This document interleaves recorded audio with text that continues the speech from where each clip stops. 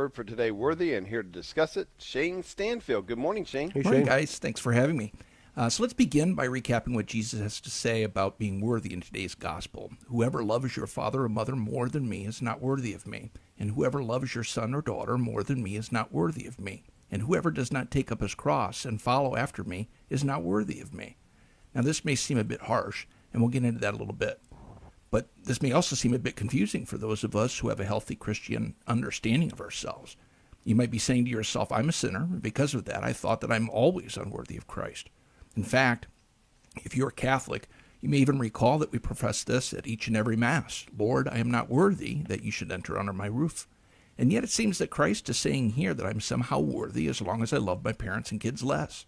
Yes, this seems strange and harsh, but it is true. Part of me is thankful that we're not getting into this from Luke's account. That's where Christ says that we are to hate our father and mother, wife and children, brothers and sisters, and even our own lives. But then Luke's account is helpful in understanding what Christ may be implying here as being worthy. In Luke's account, Christ says that unless we hate everyone, including ourselves, we cannot be his disciple. By the way, the word hate used there is not to be taken literally, but it's simply to mean to love less, just as we read in today's gospel. Now let's look at the relationship between being a disciple and being worthy, or rather, being made worthy. What did the disciples do but to renounce their families and livelihoods and follow Jesus because they saw his worthiness to do so?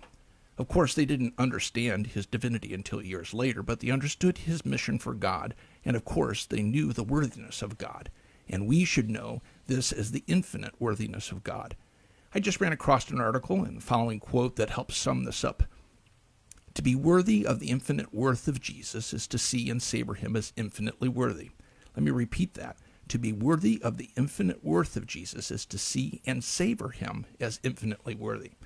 In other words, our preference for the worth of Jesus over our preference for anything else is our worth. Now, what Christ has to say in today's gospel should begin to make sense, and it should be alarming for most of us. Think of the attention that you give to your spouse, your children, your career, your favorite sports team. Do you give Jesus the same amount of attention? The answer is probably not, and because of that, Jesus is giving you the opportunity to seriously question your worthiness of him. In fact, his parable of the wedding feast affirms this. Remember the king that sent his servants out to summon those invited to the feast for his son, and they refused? The king then sent his servants out again to emphasize the importance of their attendance, and many ignored that and stayed with the farms and businesses.